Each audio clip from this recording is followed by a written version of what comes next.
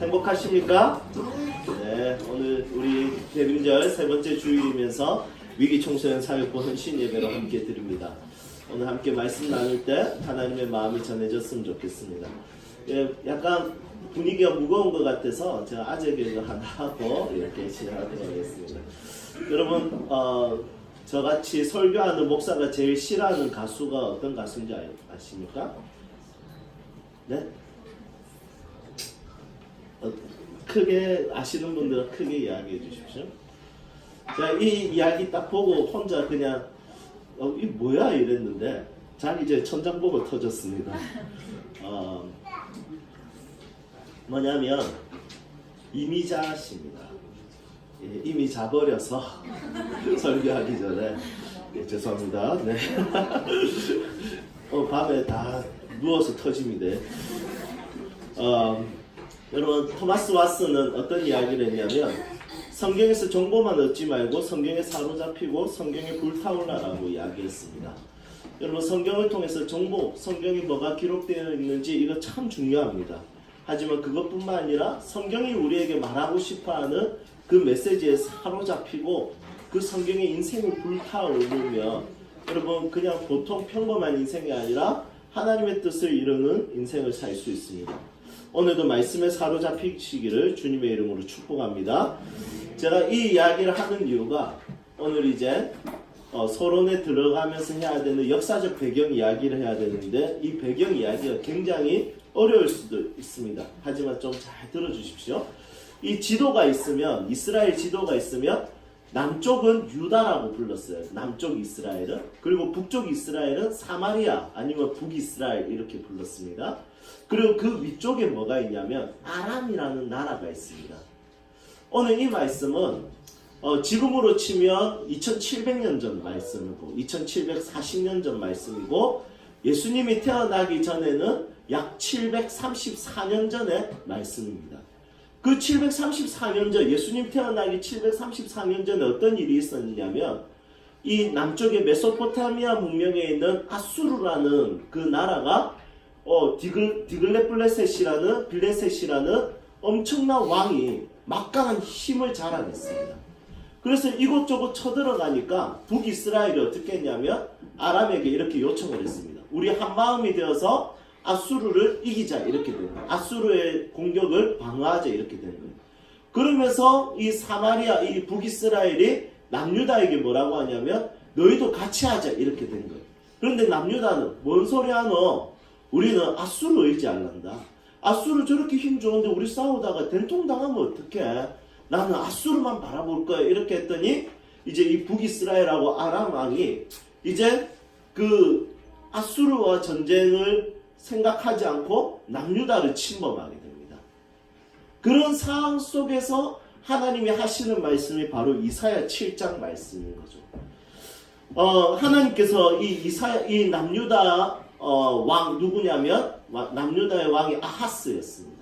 아하스 왕에게 이사야를 통해서 뭐라고 이야기하냐면 야 아하스 왕 너 아수르 의지하지 마. 그거 나중에 별거 아니야. 그리고 북이스라엘 아람 그거 별거 아니야. 너 나 의지해. 내가 너와 함께 할 거야. 내가 너와 함께 하는데 증표가 필요하니 징조가 필요하니 내가 그 증표와 징조를 충분히 내가 보여줄 테니까 넌 나만 신뢰해. 이렇게 했더니 아하스 저는 그런 하나님 테스트 안 합니다. 저는 그런 증표도 필요 없고 저는 계속 친아수르로 우리 디글레셋 그 형님 저는 그분을 따르겠습니다. 그렇게 이야기하니까 하나님께서 이제 살짝 화가 나시고 요놈의 자식 긴장 타라 이렇게 된 거예요. 그러면서 자기가 하나님께서 온 열방을 향한 내가 너와 함께 하겠다라는 징조를 하나님의 백성들과 함께 하겠다는 징조의 말씀을 그 유명한 말씀 오늘 7장 14절에 기록되어 있습니다. 7장 14절 함께 읽겠습니다. 그러므로 주께서 친히 징조를 너희에게 주실 것이다.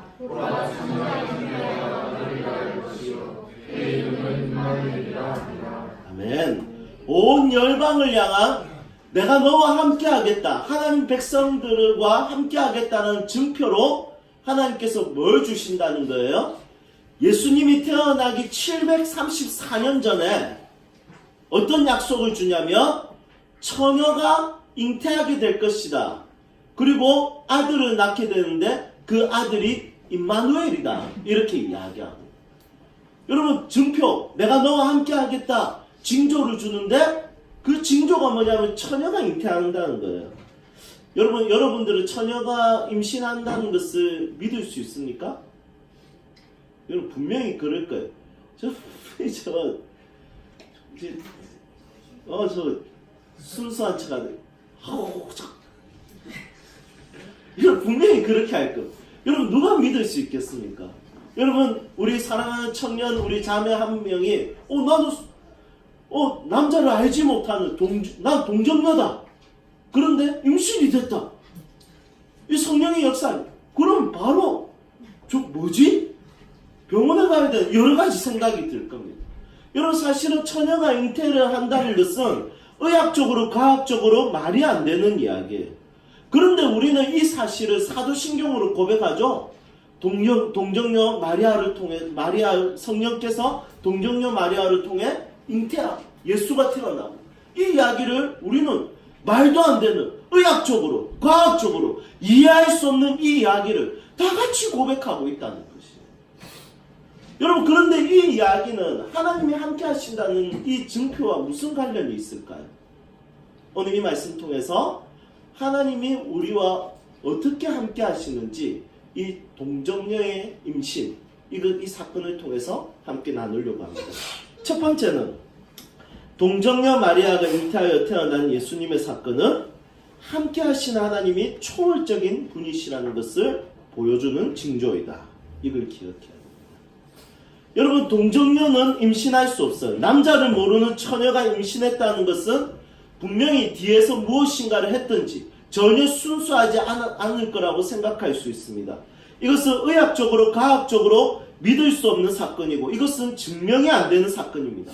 그런데 역사적으로 이 일이 있었다니까 어떤 사람은 믿는다고 어떤 사람은 말이 안 된다고 합니다. 여러분 둘 중에 하나지 않겠습니까? 예수님은 남녀 사이에서 태어났든지 아니면 진짜 말씀에 기록된 대로 이 여자만으로 성령으로 잉태해서 태어났든지 둘 중에 하나인데 여러분들은 무엇을 믿으십니까? 한번 거수해 보도록 하겠습니다. 첫 번째 손 들면 다 같이 애매해집니다. 맞죠? 자, 나는 예수가 남녀 사이에서 태어났다라고 생각하시는 분 한번 손 들어보십시오. 혹시 그렇게 믿는데 손 못 드시는 분 계시죠?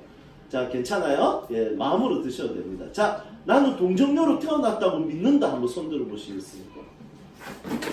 이런 말도 안 되는, 여러분 이런 비상식적이고 비의학적이고 비과학적인 사람들이 모여 있는 것이 교회라는 것이 너무너무 신기하다는 것입니다. 여러분 저는 무엇을 믿을까요? 예수가 남녀 사이에서 태어났다고 믿을까요? 아니면 예수님이 동정녀 마리아를 통해서 남자를 알지 못한 마리아를 통해서 태어났다고 믿을까요? 목사가 1번을 믿으면 이상해지잖아요. 여러분 저도 2번을 믿습니다. 여러분 둘 중에 하나예요. 상식적으로 믿든지 아니면 진짜 성경에 기록된 대로 초월적인 하나님을 믿든지. 하나님은 초월적인 분이세요. 하나님은 우리의 생각과 우리의 상식을 뛰어넘으시는 분이세요. 하나님은 그런 분이시기 때문에 우리가 믿을 만한 분이시라는 것입니다. 노자는 인간이 평생 쓸 수 있는 에너지와 시간이 정해져 있다고 했습니다. 여러분 그렇다면 우리도 마찬가지죠. 우리도 가지고 있는 에너지와 시간은 전부 다 한계가 있어요. 우리의 모든 것이 유한한 존재, 이런 유한한 존재가 이 땅을 살아가는 동안 얼마나 많은 어려움을 당하겠습니까? 여러분 이 동정녀 사건을 통해서 하나님이 하시는 약속, 나 초월적인 하나님이 너와 함께 할 거야, 이 징조라는 거예요. 너의 상식을 뛰어넘고 너의 한계를 뛰어넘는, 한계가 없는 내가 너와 함께 하겠다라는 약속인 거예요. 이렇게 바쁜 세상에 아무런 힘도 없고 아무런 도움도 없고 아무런 능력도 줄 수 없는 하나님이라면 우리가 왜 믿고 있겠어요? 다행히도 그 하나님은 힘이 강하신 분이시고 전능하신 분이시고 우리를 충분히 도울 수 있는 분이기 때문에 우리가 믿을 수 있는 분이라는 것입니다. 부모가 가장 행복할 때는 언제일까요? 자기 자녀에게 뭔가를 해줄 수 있을 때죠. 그리고 부모가 가장 속상할 때는 언제입니까? 자기 자녀에게 아무것도 해줄 수 없는 자신의 모습을 발견할 때. 여러분, 그게 부모의 행복이에요. 그런데 하나님께서 함께 하신다라고 할 때 무능한 하나님이 함께 하시거나 우리를 아무것도 도와줄 수 없는 하나님으로 함께 하신다면 우리도 슬프지만 하나님 그분도 슬픈 거예요.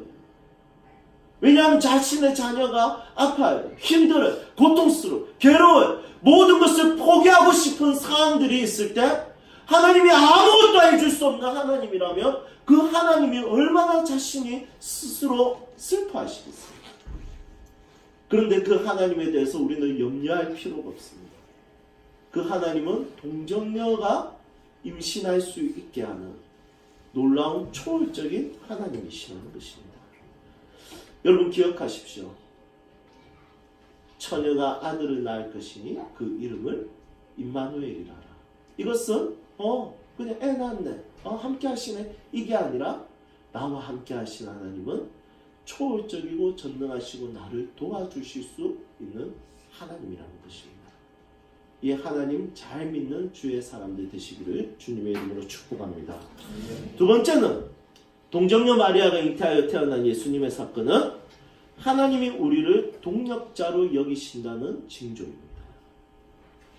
여러분, 이 여자 마리아를 꼭 선택하지 않아도 하나님께서는 주술적인 방법이라든지 어떤 하나님의 개인적인 초월적인 능력으로 하나님은 우리의 구원의 계획을 이룰 수 있는 분이세요. 그런데 그 초월적인 분이 초월적인 능력으로 끝을 낸 것이 아니라 하나님은 마리아를 통해서 이 땅에 예수님을 보내신 거예요. 마리아와 함께 이 일을 이루신 거예요. 그래서 천주교는 사실은 그 마리아를 너무 높게 평가해서 예수님 자리에 똑같이 갖다 놔서 하나님께로 나아가는 중보자로 이렇게 여기고 마리아의 이름으로 기도하기도 합니다. 그런데 우리 개신교는 마리아는 사람이에요. 우리와 동일한 사람이에요. 성녀, 성인이 아니에요. 마리아는 그냥 사람인 거예요. 그런데 하나님께 쓰임받은 사람인 거예요. 하나님께 은혜를 받고 하나님께서 그 사람을 통해서 하나님의 일을 이루신 사람인 거예요. 여러분, 이것은 동일하게 하나님은 우리를 통해서 하나님의 뜻을 이루고자 하시는 하나님의 열정과 열심과 열망이 있으신 거예요. 하나님께서 사람을 변화시킬 때 이 사람을 그냥 변화시켜도 되는데 그 사람의 스승을 사용하시는 거예요. 위기청소년 사역부를 사용하시는 거예요. 교사들을 사용하시는 거예요. 마을장들을 사용하시는 거예요. 목사를 사용하시는 거예요. 사역자들을 사용하시는 거예요.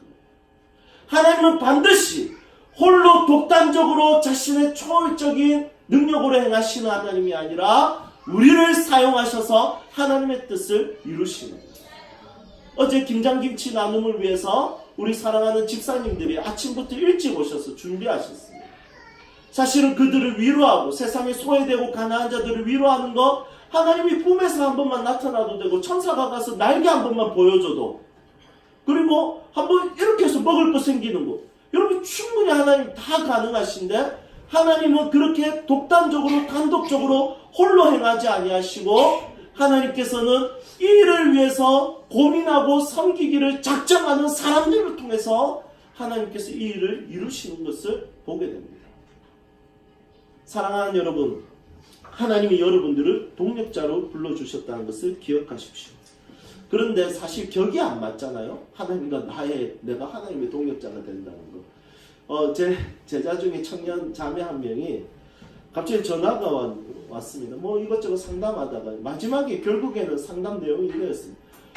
목사님 저 외로워요. 저도 좋은 형제를 만나고 싶어요. 이러더라고요. 그래서 그래 이상형이 뭐냐 이러니까 요즘 남자친구 드라마 혹시 보세요? 그래 내가 이야기는 들었다 야 이렇게 하니까 목사님 그 남자친구 우리 해교자매님께서 만난 그 형제님 복음 형제님 너무 여러분 복음 약간 이런 느낌이 들잖아요. 제 인생의 복음과 같아요 그 형제님 뭐 이런 식으로 이야기하면서 너무 따뜻하고 부드럽고 잘생겼고 말 한마디라도 얼마나 이쁜지 모르겠어. 저도 해교 자매님처럼 그 형제님을 만날 수 있을까요? 뭐 이런 식으로 물어. 그래서 제가 안 된다 이랬어. 왜요? 이러길래 너는 해교가 아니잖아 이러니까. 야, 격이 안 맞잖아. 죄송합니다. 여러분 격이 안 맞으면 같이 일하기가 어려워요. 제가 뭐 좀 도와드릴 것 있으니까 여러 사람들한테 뭐 잘 할 줄 모르지만 그래도 진짜 순수한 마음으로 뭐 좀 도와드릴 거 있습니까? 이렇게 물어보면 제가 제일 많이 들었던 말이 대담아 네가 하면 어차피 내가 다시 해야 된다. 자, 장모님 집에서 설거지 제가 하겠습니다 이러면 됐다 내가 하는 게 편한 항상 이 이야기를 들었어. 전혀 도움이 안 되는 거죠.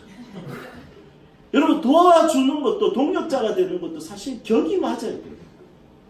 여러분 전능하신 하나님 앞에서 우리의 인생이, 우리의 능력이, 우리의 실력이, 우리의 헌신이 얼마나 그 하나님의 그 능력 앞에서 격이 맞겠습니까? 너무 부족합니다. 어렸을 때 친구들과 놀이를 할 때 짝이 안 맞을 때 정말 큰 은혜를 입는 애들이 있습니다. 예를 들면 9명이 게임을 하는데 4대4가 돼야 되는데 한 명이 남잖아요. 그래서 가위바위보 진 사람 그 한 명을 한쪽으로 끼워줍니다. 그 끼워주는 애를 전문 용어로 깍두기라고. 여러분 그 깍두기, 여러분 진짜 어렸을 때부터 이 한국 사회에 그런 놀라운 은혜의 원칙이 있다는 것은 정말 충격적. 제가 생각할수록 너무 놀라운 겁니다. 깍두기라고 불렀습니다. 여러분 팀이 승리합니다. 그럼 깍두기는 난 깍두기라서 나는 승리가 없어 이렇게 됐나요? 아니요. 그 깍두기도 그 승리를 함께 경험합니다. 여러분 사실은 우리의 인생과 우리가 가지고 있는 실력과 능력은 하나님이 사용하시는 그냥 깍두기 같은 존재처럼 정말 보잘것없고 부족하고 정말 연약하죠. 하나님 쓰신다니까. 나 같은 사람도 하나님 편으로 불러주셨으니까 하나님께서 사용해 주시면 영광스럽게 쓰임받고 그리고 반드시 승리하시는 그 하나님으로 인하여 그 승리를 우리도 누릴 수 있게 되는 것입니다. 우리의 인생은 하나님 나라의 깍두기 같은 존재이지만 하나님은 승리하게 하심에 우리의 인생을 초대하셨습니다. 하나님께서 우리와 함께 자신의 뜻을 이루시고 우리와 함께 놀라운 계획을 이루시는 분이라는 것을 기억하고 그 영광스러운 초대에 자신의 인생을 드릴 수 있다면 행복할 것 같습니다. 이제 말씀을 정리하겠습니다. 오늘은 대림절 세 번째 주일입니다. 위기청소년 사역부 헌신 예배이기도 합니다. 오늘 하나님께서는 어떤 모습으로 함께 하시냐 두 가지 원리를 나눴습니다. 첫 번째 무엇입니까? 초월적인 하나님이십니다. 두 번째는 무엇입니까? 나를 동력자로 여겨주시는 함께 하십니다. 저는 오늘 위기청소년 사역부 식구들을 위로하고 싶습니다. 처녀의 몸에서 태어난 예수님의 사건을 통해서 꼭 기억하십시오. 초월적인 하나님께서 그 아이들을 반드시 변화시킬 것입니다. 그렇지만 그 초월적인 하나님께서는 당신을 통해 당신과 함께 그 일을 해나실 것입니다. 그리고 우리 사랑하는 부모들 기억하십시오. 초월적인 하나님께서는 여러분들의 자녀를 보호하고 인도하고 지켜주실 것입니다. 하지만 초월적인 하나님께서는 여러분들을 통해서 그 자녀들을 멋있게 키워갈 것입니다. 그리고 우리 세움 식구들 기억하십시오. 하나님은 하나님 독단적으로 이 교회를 만들어 가실 수 있는 분입니다. 그렇지만 하나님은 우리와 함께 이 교회를 만들어 가기를 원하고 세워가기를 원하고 이 땅을 섬기기를 원하신다는 것을 기억하십시오. 그리고 여러분들이 다 섬기고 있는 직장, 여러분들이 다니고 있는 직장은 하나님께서 여러분들과 함께 그 직장을 직장되게 만들게 하기 위해서 하나님이 여러분들을 그곳에 보내셨고 함께하고 있다는 것을 기억할 수 있기를 소망합니다. 우리와 함께 하시는 하나님은 초월적이시고 내가 충분히 의존할 만한 분이시며 그리고 나를 동력자로 불러주신 분이라는 것을 기억할 수 있기를 주님의 이름으로 축복합니다. 함께 찬양합시다.